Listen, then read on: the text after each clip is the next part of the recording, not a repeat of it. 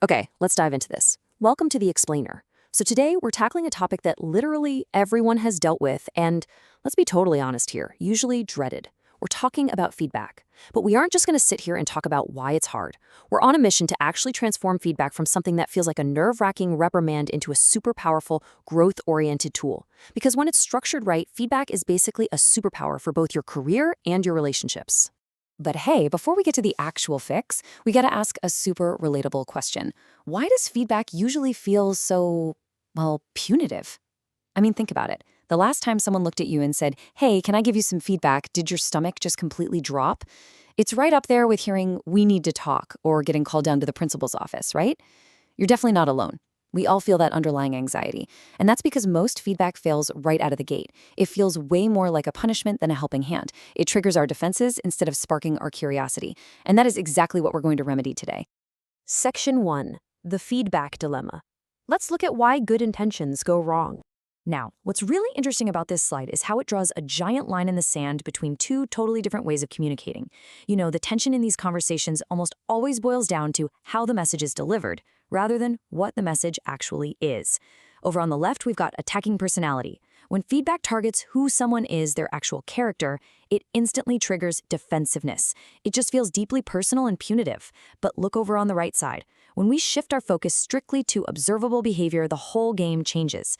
Discussing actions instead of character literally opens the door to growth. It feels fair. The person receiving the feedback doesn't feel like they're under attack. They just see a specific action that they actually have the power to adjust. And you know, to make that focus on behavior feel genuinely fair, we have to strike a balance. It's all about balancing recognition with correction. The source material makes it really clear. Feedback works best when it's highly specific and timely. Meaning don't sit on it for 6 months until an annual review, right? Bring it up while it's fresh. But it also has to feel motivating. If you only ever point out the flaws, you're just going to demoralize the person sitting across from you. By mixing positive reinforcement right in with those necessary course corrections, the conversation actually feels productive, rather than just feeling like this heavy-handed penalty. So how do we actually execute this in the real world? Section 2, the SBIN framework, anchoring conversations in facts.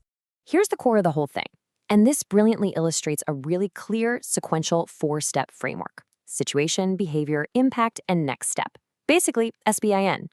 This is a powerful distillation of effective feedback into something you can easily memorize and just bring right into any meeting. So let's break down exactly how these 4 steps work together to keep things on track.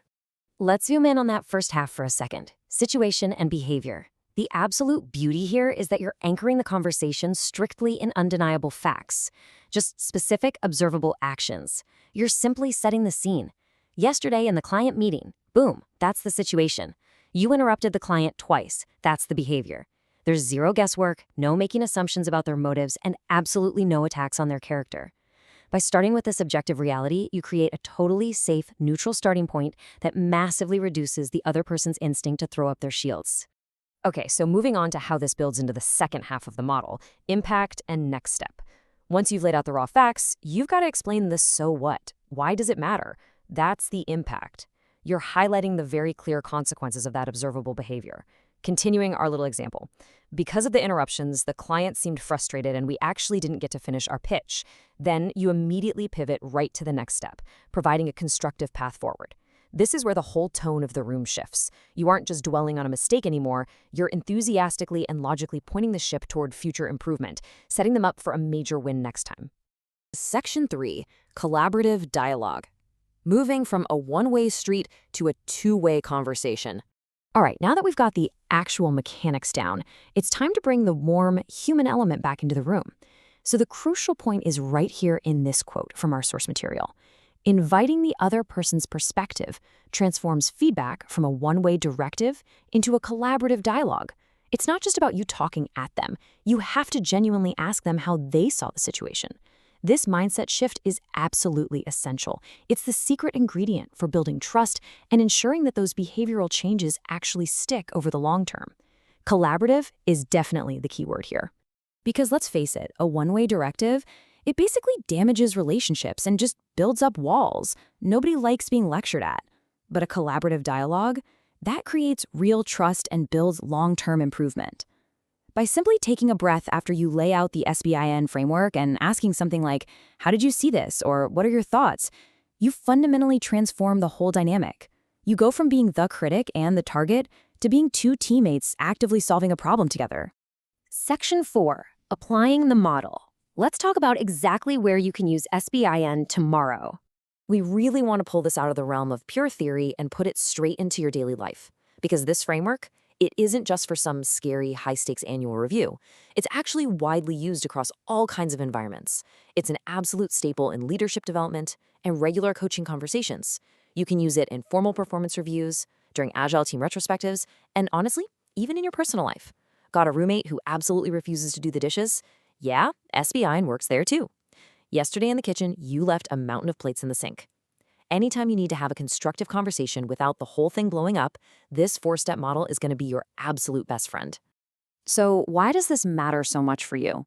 Well, because it honestly gives you the absolute holy grail of communication. Clarity plus accountability without the damage.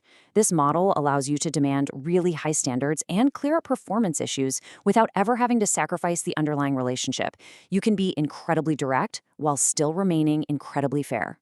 So, I just want to leave you with a final thought to chew on today.